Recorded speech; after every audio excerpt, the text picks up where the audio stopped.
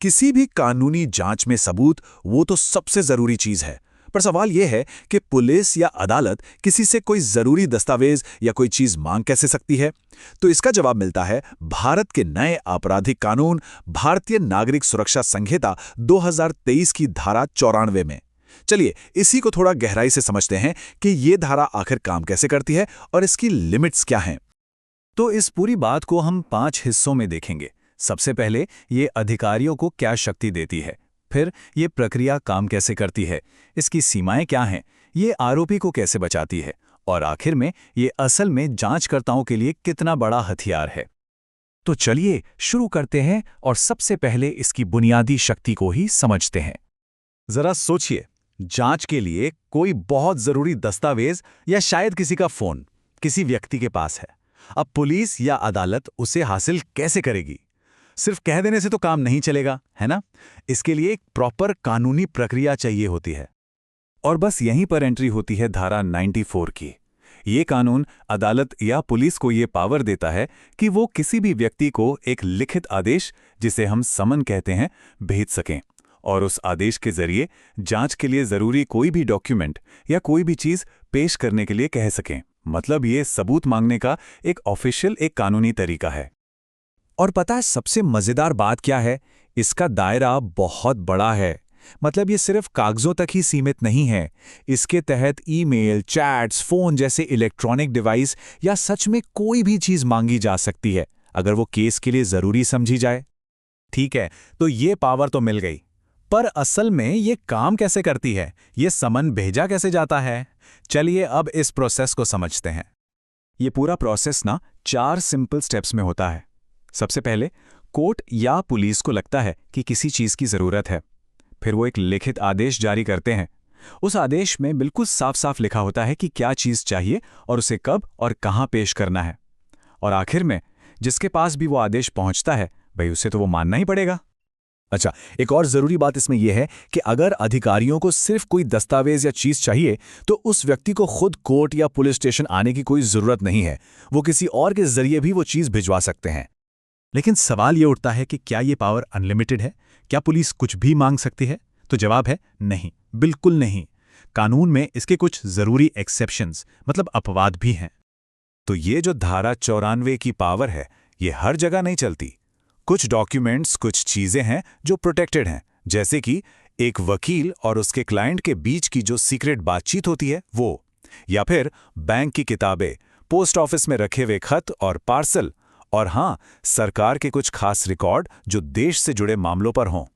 अब आते हैं इस कानून की सबसे जरूरी, सबसे महत्वपूर्ण लिमिटेशन पर कि क्या ये कानून किसी केस के आरोपी पर भी लागू होता है? ये एक बहुत बड़ा सवाल था और इसका जवाब मिला सुप्रीम कोर्ट से। Shyamlal Mohanlal versus state of Gujarat के ऐतिहासिक केस में कोर्ट ने बिल्कुल साफ कर दिया कि नहीं, धारा 94 किसी आरोपी पर लागू नहीं होती। और ये एक बहुत बहुत बड़ी सुरक्षा है। ये उस सिद्धांत को बचाती है कि किसी को भी खुद के खिलाफ सबूत देने के लिए मजबूर नहीं किया जा सकता। तो इसका मतलब क्या हुआ? मतलब सीधा सा है कि किसी भी आरोपी को यह नहीं कहा जा सकता कि लाओ वो सबूत दो जिससे तुम ही मुजरिम साबित हो जाओ। ये हमारे न्याय के सिस्टम की बुनियाद है, राइट अगेंस्ट सेल्फ इंक्रिमिनेशन, और ये धारा उसे और भी मजबूत करती है। तो ठीक है, अगर ये आरोपी पर लागू नहीं होता तो फिर ये पावरफुल टूल आखिर है किसके लिए? कौन इस्तेमाल करता है इसे सबसे ज्यादा? चलिए अब इसके इस्तेमाल की बारीकियों को समझते हैं। देखिए, ये कानून जो है ये मुख्य रूप से इन्वेस्टिगेटर्स, मतलब प्रोसिक्यूशन के लिए बनाया गया एक टूल है। वो अपना केस मजबूत करने के लिए इसका इस्तेमाल करते हैं। लेकिन जब बात आती है डिफेंस की, यानी आरोपी के पक्ष की, तो कहानी थोड़ी अलग हो जाती है। उनके पास इसका इस्तेमाल करने का ऑटोमेटिक राइट नहीं होता। सुप्रीम कोर्ट के एक फैसले ने यह साफ किया है कि डिफेंस इसका इस्तेमाल तभी कर सकता है जब कोर्ट को लगे कि मांगे गए सबूत चार्ज फ्रेम करने की स्टेज पर, मतलब बिल्कुल शुरुआत में, बहुत ही ज्यादा जरूरी हैं।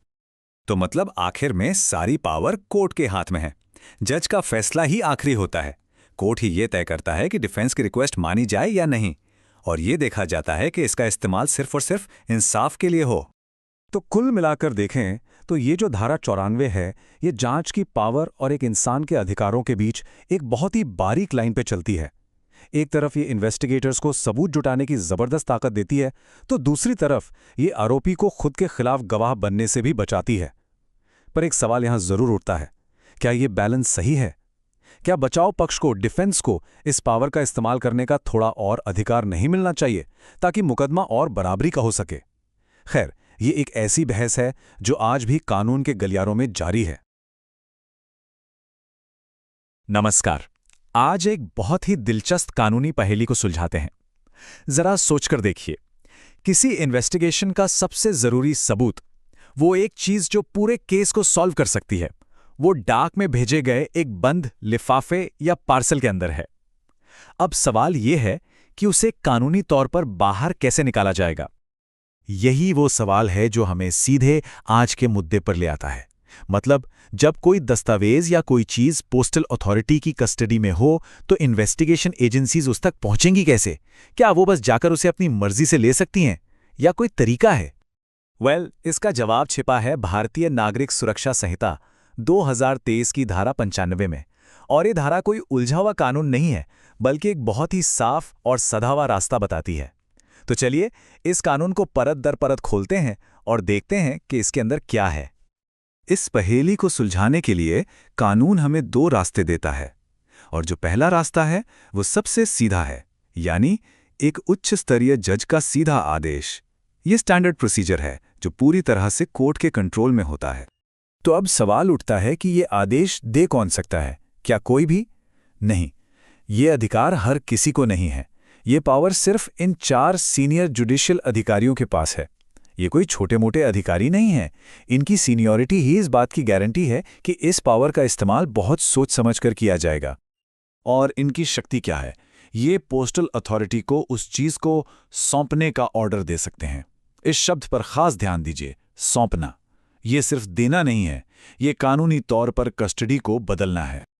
तो प्रोसेस बहुत ही सीधा है। कोर्ट एक फॉर्मल ऑर्डर जारी करती है और पोस्टल अथॉरिटी को उसका पालन करना होता है। वो उस पैकेट या दस्तावेज को सौंप देते हैं। बस 2 स्टेप्स की एक सिंपल और ऑफिशियल प्रक्रिया। लेकिन यहां एक बहुत इंटरेस्टिंग बारीकी है। देखिए कानून कितना सटीक है। वो आइटम सीधे इन्वेस्टिगेशन एजेंसी को नहीं जाता, बल्कि उसे उस व्यक्ति को सौंपा जाता है जिसका नाम मैजिस्ट्रेट या कोर्ट अपने ऑर्डर में लिखते हैं।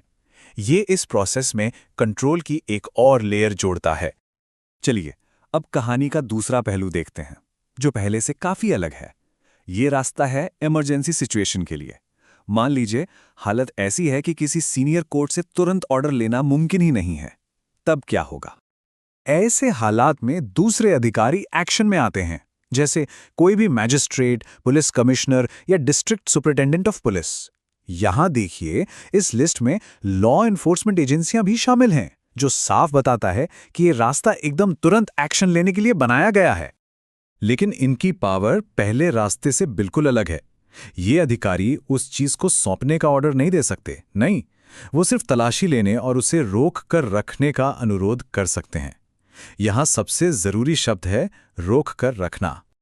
तो इस इमरजेंसी प्रोसेस में होता यह है कि अधिकारी रिक्वेस्ट करता है, पोस्ट ऑफिस उस चीज को ढूंढकर अपने पास सुरक्षित रख लेता है और फिर सब कुछ रुक जाता है। वो चीज तब तक वहीं रुकी रहती है जब तक पहले रास्ते वाले किसी सीनियर मजिस्ट्रेट या कोर्ट का फाइनल ऑर्डर नहीं आ जाता। तो अगर इस पूरे कानून से सिर्फ एक बात याद रखनी हो तो वो ये है, दोनों रास्तों के बीच का सारा फर्क बस इन 2 शब्दों में छिपा है, सौंपना बनाम रोक कर रखना। यही इस पूरी कानूनी प्रक्रिया का दिल है, उसका सार है। इसे ऐसे देखिए, एक तरफ हैं सीनियर जुडिशियल अधिकारी जिनके पास आइटम को सौंपने का पूरा अधिकार है, मतलब पूरा कंट्रोल, और दूसरी तरफ हैं पुलिस और दूसरे मजिस्ट्रेट जो सबूत को बस कुछ समय के लिए रुकवा सकते हैं ताकि वो नष्ट ना हो जाए। इसको एक और तरह से समझिए, पहला रास्ता उस डिब्बे को खोलने की चाबी देता है, जबकि दूसरा रास्ता सबूत को सुरक्षित रखने के लिए बस सिस्टम का पॉज बटन दबाता है। एक रास्ता एक्टिव है, दूसरा बस एक अस्थायी रोक। तो आखिर ये सब इतना जरूरी क्यों है? ये कानून सिर्फ एक प्रक्रिया के बारे में नहीं है। असल में ये जांच की जरूरतों और एक व्यक्ति की प्राइवेसी के बीच एक बहुत ही नाजुक संतुलन बनाने की कोशिश करता है। धारा 95 एक बहुत ही सोची समझी 2 लेवल की व्यवस्था है। ये मानती है कि हाँ, इन्वेस्टिगेशन में कभी-कभी तेजी की जरूरत होती है, लेकिन साथ ही ये भी पक्का करती है कि किसी की डाक को खोलने की आखिरी पावर सिर्फ और सिर्फ हाई लेवल जुडिशरी के हाथों में ही रहे। ये शक्तियों के बंटवारे का एक बेहतरीन उदाहरण है। और ये सब हमें आज के एक बहुत बड़े और जरूरी सवाल पर लाकर छोड़ देता है। ये कानून तो चिट्ठियों और पार्सल की दुनिया के लिए बना है, पर आज हमारी चिट्ठियां तो ईमेल्स हैं और पार्सल क्लाउड ड्राइव्स में बंद हैं। तो सवाल ये उठता है कि इस डिजिटल दुनिया में देश की सुरक्षा और एक व्यक्ति की निजता के बीच की ये महीन रेखा कहाँ खींची जानी चाहिए? इस पर विचार जरूर कीजिएगा। तलाशी वारंट, ये 2 शब्द हम अक्सर सुनते हैं और सुनते ही हमारे मन में कई तरह के सवाल भी आते हैं। देखिए, एक ऐसा कानूनी जरिया है जो राज्य की जांच करने की ताकत और किसी व्यक्ति की निजी जिंदगी, उसकी प्राइवेसी के बीच एक बहुत ही बारीक लाइन खींचता है। तो आज चलिए इसी की परतों को खोलकर समझते हैं कि आखिर ये काम करता कैसे है। तो सबसे सीधा सवाल यही उठता है कि किसी के घर में या ऑफिस में, मतलब किसी भी प्राइवेट जगह में तलाशी लेने के लिए कानून को किन शर्तों को पूरा करना पड़ता है। और देखिए, जाहिर सी बात है, ये कोई मनमाना कदम तो हो नहीं सकता। इसके पीछे एक तयशुदा कानूनी प्रक्रिया होती है। चलिए इसे और भी आसान भाषा में समझते हैं। एक तलाशी वारंट असल में अदालत का दिया हुआ एक लिखित आदेश है। इसको एक कानूनी चाबी की तरह समझ सकते हैं, जो पुलिस या दूसरी जांच एजेंसियों को सबूत खोजने के लिए किसी की निजी जगह में तलाशी लेने की इजाजत देती है। ये शक्ति अदालत से मिलती है, किसी अधिकारी की मर्जी से नहीं। तो सवाल ये है कि अदालत ये कानूनी चाबी कब जारी कर सकती है? भारतीय नागरिक सुरक्षा संहिता यानी BNSS इसकी धारा 96 में 3 खास वजहें बताती हैं। चलिए एक एक करके इन्हें जानते हैं। तो ये है वो 3 मुख्य कारण। पहला, जब कोर्ट को ये लगे कि अगर किसी व्यक्ति से कोई दस्तावेज या चीज पेश करने के लिए कहा गया तो वो नहीं करेगा। दूसरा, जब वो चीज जांच के लिए तो जरूरी है, पर ये पता ही नहीं कि वो है किसके पास। और तीसरा, जब कोर्ट को लगता है कि किसी जांच या मुकदमे के मकसद को पूरा करने के लिए एक आम तलाशी जरूरी है। हर ट्रिगर के पीछे ना एक अलग मकसद छिपा है और यही बात इसे दिलचस्प बनाती है। गैर अनुपालन का मतलब है कि अदालत को सहयोग की उम्मीद ही नहीं है। अज्ञात कब्जा तब काम आता है जब सबूत तो बहुत अहम है पर उसका ठिकाना ही नहीं मालूम। और सामान्य तलाशी ये अदालत को तब एक व्यापक शक्ति देती है जब उसे लगता है कि न्याय के हित में ऐसा करना जरूरी है। लेकिन क्या तलाशी लेने की ये शक्ति अनलिमिटेड है? जी नहीं, बिल्कुल नहीं। कानून ये भी पक्का करता है कि इस ताकत का गलत इस्तेमाल न हो। इसके लिए कुछ साफ नियम और सीमाएं भी तय की गई हैं। कानून यहाँ अदालतों को समझदारी दिखाने की शक्ति देता है। देखिए, धारा 96(2) के तहत अदालत अगर चाहे तो वारंट में साफ साफ लिख सकती है कि तलाशी किसी खास जगह या उसके किसी खास हिस्से तक ही सीमित रहेगी। इससे बेवजह पूरी की पूरी प्रॉपर्टी की तलाशी लेने से बचा जा सकता है। और जब बात डाक या पार्सल की आती है तो कानून और भी ज्यादा सख्त हो जाता है। मतलब किसी के खत या कुरियर की तलाशी लेना इतना सीधा नहीं है। इसके लिए एक ऊंचे स्तर के अधिकारी की इजाजत चाहिए होती है। तो सबसे अहम बात यह है कि डाक से जुड़ी चीजों की तलाशी का वारंट कोई भी मैजिस्ट्रेट जारी नहीं कर सकता। ये अधिकार सिर्फ और सिर्फ जिला मैजिस्ट्रेट या मुख्य न्यायिक मैजिस्ट्रेट के पास ही होता है।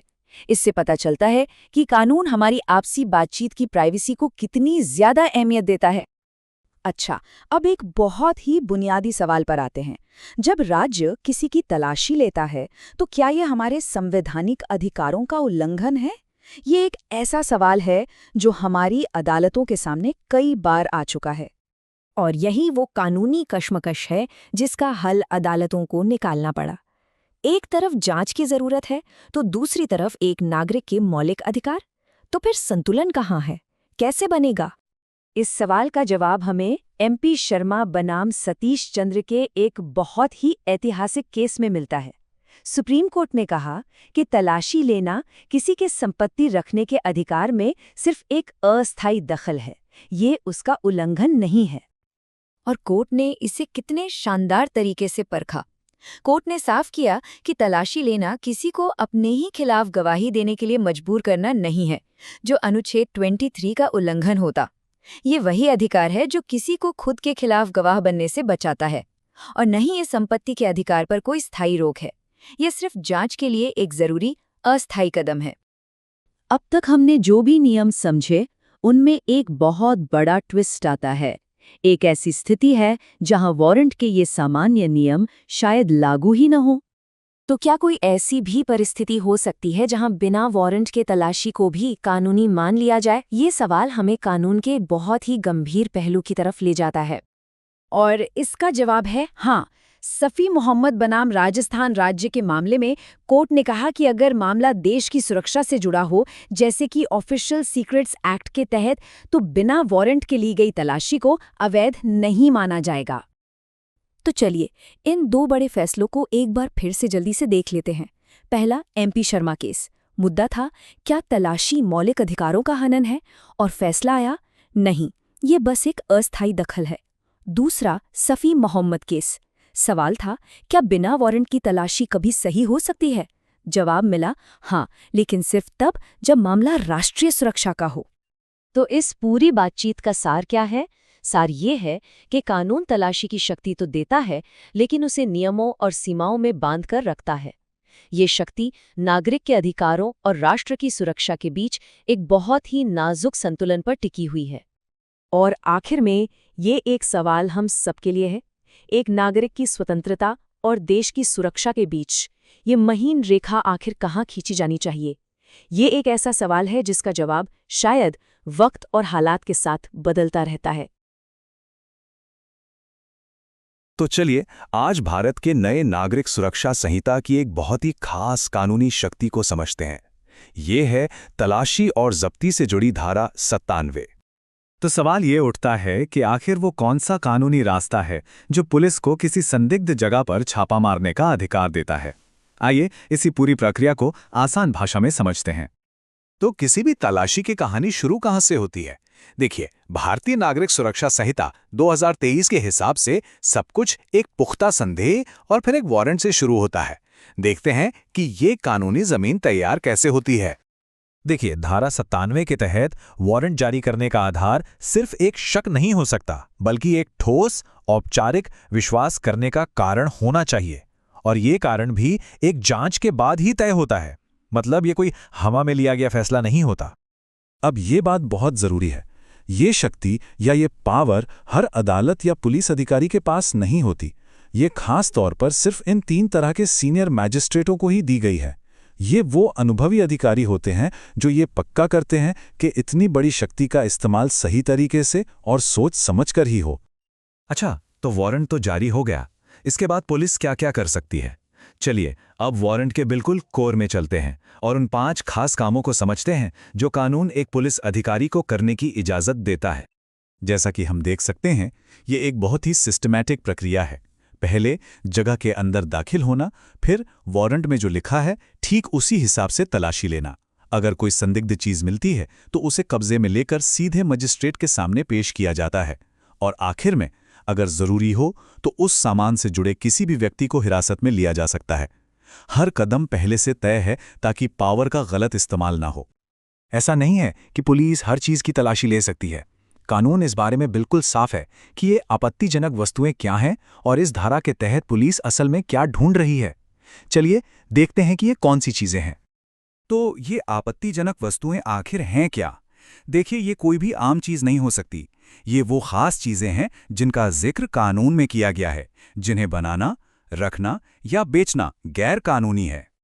तो ये कुछ सीधे सीधे उदाहरण हैं कि ये धारा किस तरह की चीज़ों को टारगेट करती है, जैसे कि नकली नोट, जाली दस्तावेज या ऐसी कोई भी चीज़ जो इन सबको बनाने के काम आती हो।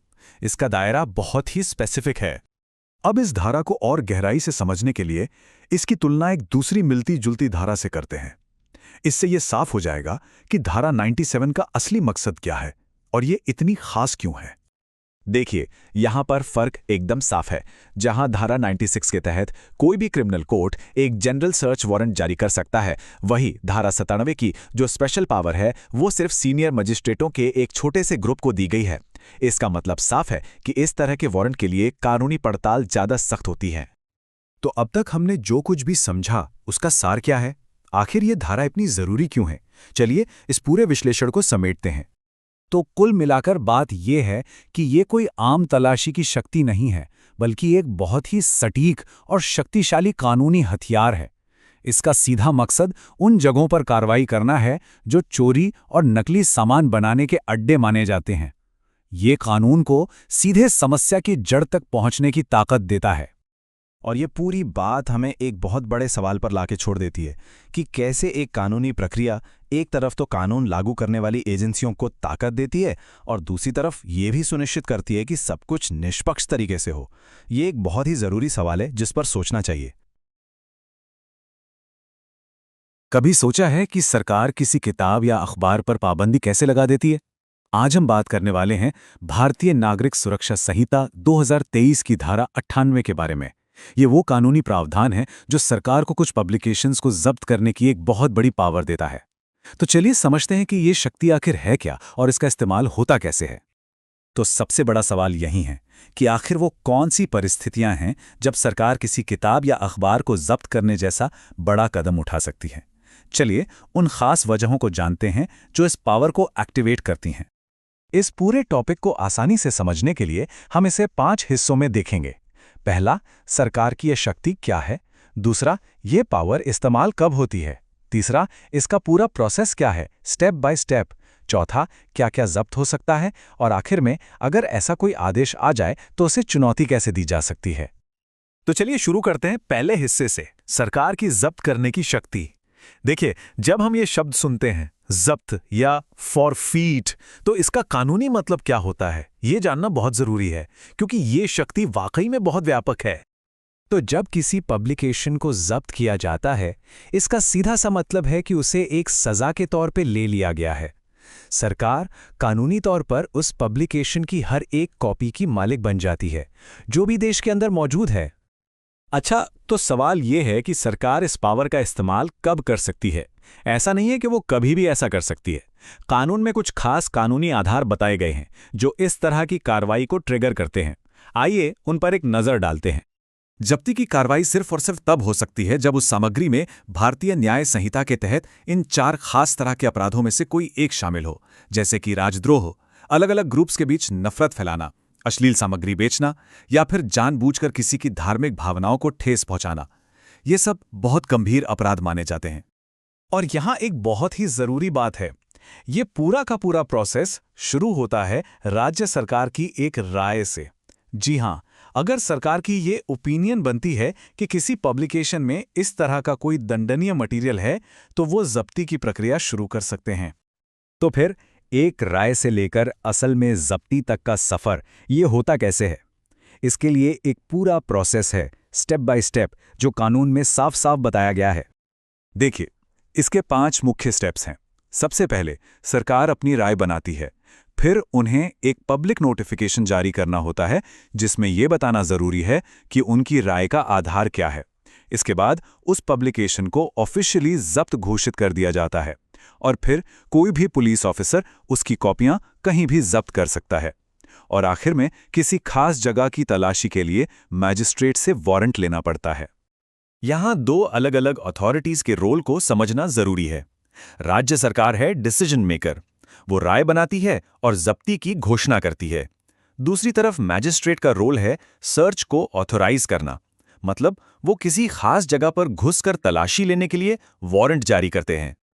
कानून में यह भी लिखा है कि जो तलाशी का वारंट है वो कम से कम सब इंस्पेक्टर रैंक के पुलिस ऑफिसर को ही तलाशी लेने का अधिकार दे सकता है। ये एक तरह का प्रोसीजरल सेफगार्ड है। चलिए अब इस पर आते हैं कि आखिर किस किस तरह का मटेरियल इस कानून के दायरे में आता है। और ये सिर्फ किताबों तक ही सीमित नहीं है, जैसा कि कई लोग सोचते हैं। कानून के हिसाब से 3 मुख्य कैटेगरीज हैं, अखबार, किताबें और कोई भी दस्तावेज। और ये जो आखिरी शब्द है ना, दस्तावेज, इसका मतलब काफी बड़ा है। तो दस्तावेज शब्द को बहुत ही व्यापक तरीके से डिफाइन किया गया है। इसमें सिर्फ लिखा हुआ टेक्स्ट ही नहीं, बल्कि कोई भी पेंटिंग, ड्राइंग, फोटोग्राफ या कोई भी और विजुअल चीज शामिल है। इसका मतलब साफ है कि आर्टिस्टिक वर्क्स को भी इस कानून के तहत जब्त किया जा सकता है। और अब आते हैं सबसे अहम सवाल पर। मान लीजिए सरकार ने जब्ती का आदेश जारी कर दिया, तो फिर क्या किया जा सकता है? क्या इससे चैलेंज कर सकते हैं? हाँ, बिल्कुल। लेकिन कानून इसके लिए एक बहुत ही खास रास्ता बताता है। कानून की भाषा इस मामले में बिल्कुल साफ है। ये सीधे तौर पर कहता है कि धारा 98 के तहत दिए गए किसी भी आदेश पर किसी भी कोर्ट में सवाल नहीं उठाया जा सकता, सिवाय उस एक तरीके के जो धारा 99 में बताया गया है। आसान शब्दों में कहें तो जब्ती के आदेश के खिलाफ अपील करने के जो सामान्य रास्ते होते हैं वो यहाँ उपलब्ध नहीं हैं। इसके बजाय एक बहुत ही स्पेसिफिक कानूनी प्रक्रिया का पालन करना होगा, जिसका जिक्र अगली धारा यानी धारा 99 में किया गया है। आखिर में धारा 98 हमें एक बहुत ही बुनियादी सवाल के सामने लाकर खड़ा कर देती है। एक समाज देश की सुरक्षा की जरूरत और नागरिकों की अभिव्यक्ति की स्वतंत्रता के अधिकार के बीच सही संतुलन कैसे बनाता है? ये एक बहुत बड़ा और जरूरी सवाल है जिस पर सोचना बहुत जरूरी है। कभी सोचा है कि अगर किसी की पसंदीदा किताब या कोई जरूरी अखबार अचानक से बैन हो जाए तो क्या होगा? क्या सरकार का फैसला ही आखिरी माना जाएगा? जी नहीं, बिल्कुल नहीं। भारतीय नागरिक सुरक्षा संहिता यानी BNSS की धारा 99 एक बहुत ही मजबूत कानूनी रास्ता देती है जिससे ऐसे फैसलों को चुनौती दी जा सकती है। तो चलिए आज इसी पूरी प्रक्रिया को आसान भाषा में समझते हैं। तो आज हम क्या क्या देखने वाले हैं? सबसे पहले समझेंगे कि ये जब्ती होती कैसे है, फिर देखेंगे कि कानूनी चुनौती की शुरुआत कैसे की जाती है। इसके बाद बात करेंगे उस खास हाईकोर्ट बेंच की जो ऐसे मामले सुनती है। सुनवाई में क्या क्या सबूत पेश होते हैं ये भी जानेंगे, और आखिर में देखेंगे कि कोर्ट का अंतिम फैसला कैसे आता है। तो चलिए शुरू करते हैं। देखिए, हर कानूनी लड़ाई की एक शुरुआत होती है, और इस मामले में ये शुरुआत होती है ठीक उस पल से जब सरकार किसी किताब, अखबार या किसी दस्तावेज को जब्त करने का ऐलान कर देती है। अब ये जब्ती की घोषणा आखिर है क्या? देखिए, ये सरकार का एक ऑफिशियल एक्शन है। धारा 98 के तहत जब सरकार को लगता है कि किसी किताब या डॉक्यूमेंट में कोई ऐसी बात है जिस पर पाबंदी लगनी चाहिए, तो वो एक आधिकारिक आदेश जारी करती है, और इसी आदेश के जरिए उस पर बैन लगा दिया जाता है। और यहीं पर हमारे कानून का संतुलन देखने को मिलता है। एक तरफ है धारा 98 जो सरकार को एक्शन लेने की ताकत देती है, तो दूसरी तरफ है धारा 99 जो किसी भी नागरिक को उस एक्शन को अदालत में चुनौती देने का अधिकार देती है। मतलब एक तरफ सरकार की शक्ति तो दूसरी तरफ उसे चेक करने के लिए न्यायपालिका का रास्ता। एकदम परफेक्ट बैलेंस है ना? तो ठीक है, सरकार ने तो ऐलान कर दिया, लेकिन अब आगे क्या? यहीं से असली कहानी शुरू होती है। जैसे ही जब्ती का ऐलान होता है ना, एक तरह से समझिए कि घड़ी की सुइयां टिक टिक करना शुरू कर देती हैं, और ये समय बहुत कीमती है। कितना समय मिलता है चुनौती देने के लिए? सिर्फ 2 महीने। जी हां, जिस दिन सरकारी गजट में ये घोषणा छप जाती है उस दिन से ठीक 2 महीने के अंदर अंदर हाईकोर्ट में अर्जी देनी होती है। अगर ये समय निकल गया तो समझिए कि ये मौका हाथ से चला गया। इसलिए ये टाइमलाइन बहुत बहुत जरूरी है। तो फिर ये चुनौती दी कैसे जाती है? इसके 3 अहम स्टेप्स हैं। पहला, कौन अर्जी दे सकता है? तो कानून कहता है कोई भी व्यक्ति जिसका उस प्रकाशन में कोई हित हो, मतलब कोई भी इंटरेस्टेड पर्सन। दूसरा, कहाँ अर्जी देनी है? ये अर्जी उस हाईकोर्ट में दी जाएगी जिसके अधिकार क्षेत्र में वो मामला आता है। और तीसरा और सबसे जरूरी, अर्जी का आधार क्या होगा? दलील बस एक ही होती है कि इस प्रकाशन में ऐसा कुछ भी नहीं है जो धारा 98 के तहत प्रतिबंधित हो। अच्छा, अर्जी तो दे दी, अब सवाल ये है कि इस केस को सुनेगा कौन? क्या कोई भी जज इस पर सुनवाई कर सकता है? नहीं, बिल्कुल नहीं। इतने गंभीर मामले के लिए एक खास बेंच बनाई जाती है जिसे स्पेशल बेंच कहते हैं। अब ये स्पेशल बेंच बनती कैसे है? इसके भी 2 नियम हैं। अगर हाईकोर्ट बड़ा है, मतलब उसमें 3 या उससे ज्यादा जज हैं, तो 3 जजों की एक स्पेशल बेंच बनेगी। लेकिन अगर हाईकोर्ट छोटा है और उसमें 3 से कम जज हैं, तो फिर उस हाईकोर्ट के सभी जज मिलकर इस बेंच का हिस्सा होंगे और केस की सुनवाई करेंगे। तो चलिए अब सीधा कोर्ट रूम में चलते हैं। सुनवाई शुरू हो चुकी है। यहां पर सबसे बड़ा सवाल क्या है? यही कि उस किताब या अखबार में आखिर ऐसा क्या लिखा है जिसे सरकार गलत बता रही है, और इसे साबित कैसे किया जाएगा? सबूत क्या होगा? और इसका जवाब कानून में ही छिपा है और बड़ा सीधा सा है। सबसे बड़ा सबूत वो किताब या अखबार खुद है। जी हां, कानून कहता है कि उस प्रकाशन की कोई भी कॉपी सबूत के तौर पर पेश की जा सकती है। आखिर शब्दों की सच्चाई को साबित करने के लिए शब्दों से बेहतर सबूत और क्या हो सकता है? तो ठीक है, दोनों पक्षों की दलीलें हो गईं, सबूत भी देख लिए गए। अब आता है वो पल जिसका सबको इंतजार है, फैसले का पल। यह स्पेशल बेंच अब अपना निर्णय सुनाएगी। देखिए, पूरी सुनवाई के बाद जजों को बस एक ही सवाल का जवाब देना होता है। क्या वे इस बात से सहमत हैं कि उस प्रकाशन में वाकई वो प्रतिबंधित सामग्री थी जिसके आधार पर सरकार ने उसे जब्त किया था? बस इसी एक सवाल के जवाब पर पूरा फैसला टिका होता है। और जाहिर है, इस सवाल के दो ही जवाब हो सकते हैं, और दोनों के नतीजे एकदम अलग। पहला, अगर कोर्ट को लगता है कि नहीं, सरकार का आरोप सही नहीं है, तो वो जब्ती के आदेश को रद्द कर देगी, बैन खत्म। लेकिन अगर कोर्ट सरकार की दलील से सहमत हो जाता है, तो जब्ती का आदेश बना रहेगा और बैन भी जारी रहेगा। एक और दिलचस्प सवाल, मान लीजिए बेंच में 3 जज हैं और तीनों की राय अलग अलग है, या 2 एक तरफ और एक दूसरी तरफ, तब क्या होगा? यहां कानून बहुत साफ है। फैसला बहुमत की राय से होगा, मतलब जिस तरफ ज्यादा जज होंगे वही फैसला फाइनल माना जाएगा। तो इस पूरी प्रक्रिया को समझने के बाद एक बात तो साफ है, ये कानून एक तराजू की तरह है, जिसके एक पड़ले में है सरकार की शक्ति और राज्य की सुरक्षा, और दूसरे पड़ले में है अभिव्यक्ति की आज़ादी का मौलिक अधिकार। और ये हमें एक बहुत बड़े सवाल पर सोचने के लिए छोड़ देता है कि क्या ये कानूनी प्रक्रिया इन दोनों के बीच सही संतुलन बना पाती है? इस पर विचार करना बहुत जरूरी है। कभी सोचा है कि अगर किसी को उसकी मर्जी के खिलाफ कहीं कैद कर लिया जाए, तो उसे आज़ाद कराने के लिए कानून के पास कौन सी शक्ति है? आज हम भारतीय कानून की एक ऐसी ही बहुत ज़रूरी धारा पर बात करेंगे, जो किसी की निजी स्वतंत्रता की रक्षा के लिए बनाई गई है। चलिए इसे समझते हैं। तो सवाल बिल्कुल सीधा है। अगर किसी को गलत तरीके से कहीं बंद कर दिया गया हो, तो कानून में ऐसा क्या है जो उसे फौरन वहां से निकाल सकता है? ये एक बहुत ही गंभीर सिचुएशन है और हमारे कानून के पास इसका एक बहुत ही पावरफुल जवाब है। सबसे पहले चलिए ये समझते हैं कि आखिर ये कानून किस प्रॉब्लम को सॉल्व करता है।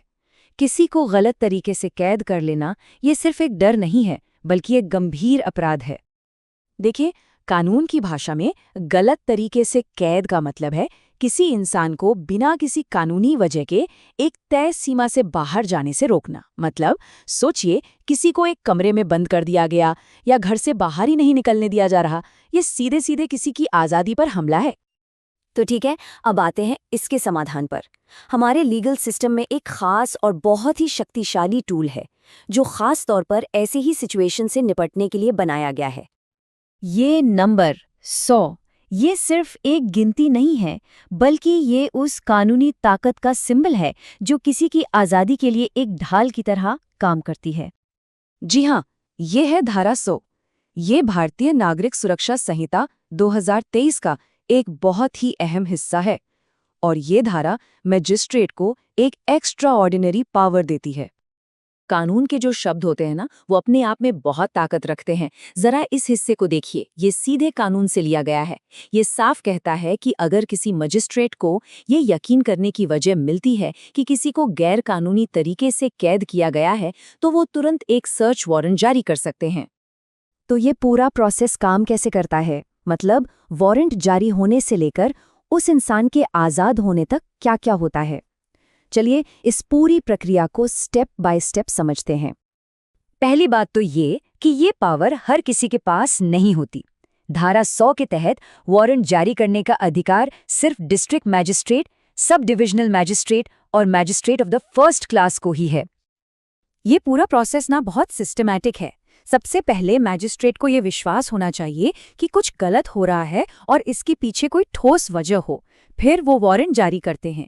इसके बाद बताई गई जगह पर तलाशी होती है और अगर वो इंसान मिल जाता है तो उसे फौरन मैजिस्ट्रेट के सामने पेश किया जाता है। ये बिल्कुल एक तेज और असरदार रेस्क्यू मिशन जैसा है। इसकी इसी तेजी और ताकत की वजह से कानून के जानकार इसे एक खास नाम से बुलाते हैं, एक ऐसा नाम जो इसकी असली पावर को दिखाता है। इसे मिनी हेबियस कॉर्पस कहते हैं। ये एक इमरजेंसी प्रोविजन है जो बहुत तेजी से काम करता है, बिल्कुल एक बहुत ही मशहूर और पावरफुल कानूनी रिट की तरह। तो सवाल ये है कि आखिर इसकी तुलना हेबियस कॉर्पस जैसी बड़ी चीज से क्यों की जाती है? इन दोनों में ऐसा क्या कॉमन है और क्या फर्क है जो इसे मिनी बनाता है? और यहीं पर सारा खेल समझ में आता है। देखिए, हेबियस कॉर्पस एक बहुत ही पावरफुल संवैधानिक अधिकार है, लेकिन इसके लिए हाईकोर्ट या सुप्रीम कोर्ट जाना पड़ता है, जिसमें वक्त लग सकता है। दूसरी तरफ धारा 100 का वारंट कोई भी लोकल मैजिस्ट्रेट जारी कर सकता है। इसका मतलब है कि मदद बहुत जल्दी और आसानी से मिल सकती है, खासकर उन जगहों पर जहां से हाईकोर्ट या सुप्रीम कोर्ट दूर हो। तो इसकी यही तेजी और आसान पहुंच इसे मिनी हेबियस कॉर्पस बनाती है। एक छोटा लेकिन उतना ही असरदार उपाय। तो ठीक है, उस इंसान को ढूंढ लिया गया और उसे मजिस्ट्रेट के सामने भी ले आए। पर कहानी यहाँ खत्म नहीं होती। इसके आगे क्या होता है? ये जानना बहुत जरूरी है कि उस इंसान को बस मौके पर ही नहीं छोड़ दिया जाता। उसे फौरन मजिस्ट्रेट के सामने पेश किया जाता है ताकि उसकी पूरी सुरक्षा पक्की की जा सके और उसे लीगल प्रोटेक्शन मिले। और आखिर में मजिस्ट्रेट केस के सारे हालात और सबूतों को देखकर एक उचित आदेश पास करता है। ये आदेश उस व्यक्ति की सेफ्टी, उसकी देखभाल या किसी भी तरह की कानूनी कार्रवाई से जुड़ा हो सकता है, ताकि इंसाफ हो सके। तो चलिए फटाफट से रिवाइज कर लेते हैं। धारा 100 एक बहुत तेज इमरजेंसी पावर है। ये तब इस्तेमाल होती है जब मजिस्ट्रेट को यकीन करने की कोई वजह मिलती है। ये न्याय पाने का एक आसान रास्ता देती है और इसीलिए इसे मिनी हेबियस कॉर्पस का पावरफुल निकनेम दिया गया है। और आखिर में एक सवाल, न्याय के लिए ये जो तेज शक्ति है जो इतने लोकल लेवल पर मौजूद है, वो बड़े पैमाने पर हम सबकी पर्सनल लिबर्टी यानी कि व्यक्तिगत स्वतंत्रता को कैसे बचाती है और उसे मजबूत करती है? जरा सोचिएगा इस पर। हमारे कानून में ना एक बहुत ही खास पावर है। एक ऐसी पावर जो किसी महिला या बच्ची को अगर कोई खतरा हो तो उससे तुरंत बाहर निकालने के लिए बनाई गई है। आज हम इसी शक्तिशाली कानूनी हथियार को समझने वाले हैं। भारतीय नागरिक सुरक्षा संहिता 2023 की धारा 101। तो सवाल यह है कि अगर किसी महिला को किडनैप कर लिया जाए तो उसकी आज़ादी को फौरन वापस दिलाने के लिए कानून के पास क्या ताकत है? इसका जवाब ही है धारा 101 का सार, और यही इसे इतना जरूरी बना देता है। चलिए इसे और करीब से जानते हैं। तो इस कानून का मेन मकसद क्या है? सीधे शब्दों में कहें तो ये फौरन एक्शन लेने का एक जरिया है। इसका एक ही काम है, तुरंत राहत पहुंचाना। आसान भाषा में समझें तो धारा 101 कुछ खास मजिस्ट्रेट्स को ये पावर देती है कि वो किसी भी अपहरित या गैर कानूनी तरीके से हिरासत में रखी गई महिला या बच्ची की आज़ादी को फौरन बहाल करने का आदेश दे सकें। मतलब इसका पहला और सबसे बड़ा लक्ष्य है किसी की आज़ादी को तेजी से वापस दिलाना। अच्छा, तो ये तो हो गई थियोरी, पर असल में ये पावर काम कैसे करती है?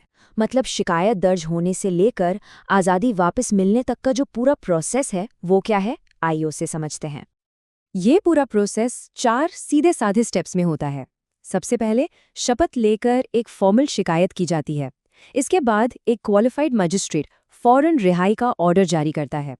फिर महिला को उसकी आज़ादी वापस दिलाई जाती है, या अगर वो बच्ची है तो उसे उसके कानूनी गार्जियन को सौंपा जाता है। और सबसे ज़रूरी बात, अगर कोई ऑर्डर मानने में आनाकानी करे तो उसे लागू करवाने के लिए ज़रूरत पड़ने पर बल का इस्तेमाल भी किया जा सकता है। एक बात ध्यान देने वाली है कि ये पावर हर किसी के पास नहीं होती।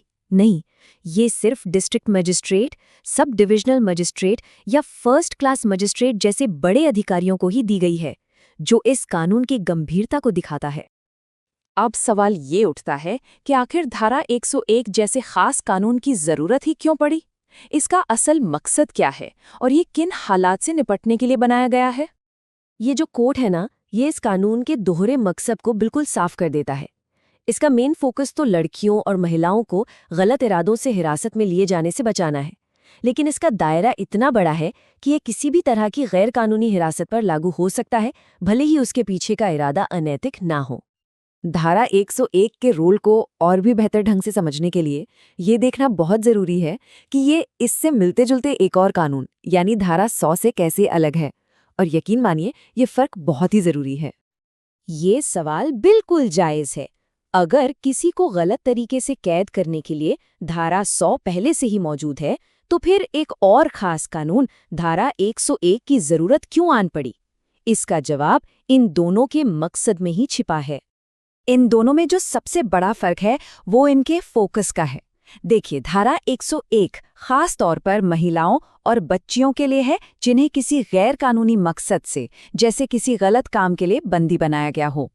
वहीं दूसरी तरफ धारा 100 किसी भी व्यक्ति पर लागू होती है जिसे बस गलत तरीके से कैद किया गया हो, जहां किसी खास मकसद का होना जरूरी नहीं है। तो इस सब से हमें क्या समझना चाहिए? ये जो फर्क है ये क्यों इतना मायने रखता है? ये दिखाता है कि धारा 101 कोई आम कानून नहीं, बल्कि एक बहुत ही फोकस्ड और स्पेशल कानूनी टूल है। और यही इस पूरी बातचीत का निचोड़ है। धारा 101 की असली ताकत इसके फोकस्ड अप्रोच में है। ये हर तरह की कैद के लिए नहीं है, बल्कि ये महिलाओं और लड़कियों के खिलाफ होने वाले एक खास तरह के अन्याय से लड़ने के लिए बनाया गया एक सीधा और शक्तिशाली हथियार है। और आखिर में एक सवाल, जब कोई कानूनी सिस्टम इस तरह के खास और फोकस्ड कानून बनाता है, तो ये समाज के सबसे कमजोर लोगों की सुरक्षा के लिए उसकी सोच और उसकी गंभीरता के बारे में क्या बताता है? इस पर जरूर सोचिएगा। हमारे साथ जुड़ने के लिए धन्यवाद। तो आज हमारे सामने एक कह सकते हैं कि एक चैलेंज है, एक कानूनी दस्तावेज का एक ही सेंटेंस, पर इतना घुमावदार कि सिर चकरा जाए। चलिए देखते हैं कि इसको कैसे समझा जा सकता है। ये है वो वाक्य, भारतीय नागरिक सुरक्षा संहिता 2023 से लिया गया है। अब पहली नजर में तो ये किसी पहेली से कम नहीं लगता है ना।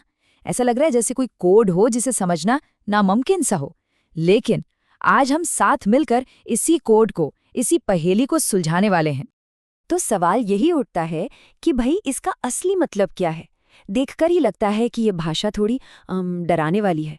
इतने सारे नंबर्स, इतनी सारी धाराएं, आखिर कहना क्या चाह रहा है ये कानून? देखिए, हमारा मकसद यहाँ कोई लीगल एक्सपर्ट बनना नहीं है। नहीं, बिल्कुल नहीं। हमारा मकसद तो बस एक तरीका सीखना है, एक मेथड, जिससे हम ये समझ पाएं कि इस तरह के जो कॉम्प्लेक्स डॉक्यूमेंट्स होते हैं वो आखिर बनते कैसे हैं और उन्हें पढ़ा कैसे जाता है। क्योंकि जब हम इसे पहली बार देखते हैं तो ये क्या लगता है? बस कुछ नंबर्स हैं, 32, 72, 74, फिर 96, 97, 98। इनका आपस में क्या कनेक्शन है, क्या लेना देना है? पहली बार में तो कुछ भी पल्ले नहीं पड़ता। तो ठीक है, किसी भी पहेली को सुलझाने का पहला नियम क्या होता है? यही कि उसे छोटे छोटे समझने लायक टुकड़ों में तोड़ दिया जाए। चलिए वही करते हैं। और यहीं पर बात इंटरेस्टिंग हो जाती है। पता चलता है कि ये नंबर्स ऐसे ही रैंडम नहीं हैं। इनको असल में दो अलग अलग ग्रुप्स में बांटा जा सकता है। एक ग्रुप है कब वाले नियमों का, मतलब तलाशी वारंट कब जारी हो सकता है, और दूसरा ग्रुप है कैसे वाले नियमों का, यानी तलाशी की जो पूरी प्रक्रिया है वो कैसे होगी। तो सवाल ये है कि इन दो अलग अलग ग्रुप्स को, इन दो तरह के नियमों को जोड़ता कौन है? यहीं पे एंट्री होती है हमारी कहानी के हीरो की, धारा 102। ये एक ब्रिज की तरह काम करती है, एक पुल जो कब वाले नियमों को कैसे वाले नियमों से कनेक्ट करता है। अब देखिए ये काम कैसे करता है। स्टेप 1, कब वाले नियमों के तहत एक वारंट जारी होता है, ठीक है। फिर स्टेप 2, तुरंत धारा 102 एक्टिवेट हो जाती है, जो कि हमारा कनेक्टर है। और स्टेप 3 में क्या होता है? अब पूरी प्रक्रिया को कैसे वाले नियमों को फॉलो करना ही होगा। देखा, धारा 102 ने दोनों को कैसे एक साथ बांध दिया। अच्छा, तो ये जो तकनीक हमने अभी देखी, इसका एक फॉर्मल नाम भी है। इसे कहते हैं लीगल क्रॉस रेफरेंसिंग। और ये कोई अनोखी चीज नहीं है। कानून बनाने में ये एक बहुत ही कॉमन और बहुत जरूरी तरीका है। अगर इसे और भी आसान भाषा में समझना है तो सोचिए, ये ठीक वैसा ही है जैसे हम किसी सामान का मैनुअल पढ़ते हैं। उसमें लिखा होता है ना, इस पार्ट को लगाने के लिए पेज नंबर X पर दिए गए डायग्राम को देखें। बस, कानून भी बिल्कुल यही कर रहा है। वो आपको सही जानकारी के लिए सही जगह पर भेज रहा है, ताकि बार बार वही बात ना लिखनी पड़े। तो अब सबसे बड़ा सवाल ये उठता है कि आखिर कानून इस तरह से बनाए ही क्यों जाते हैं? क्या इनका मकसद हमें और आपको कंफ्यूज करना है?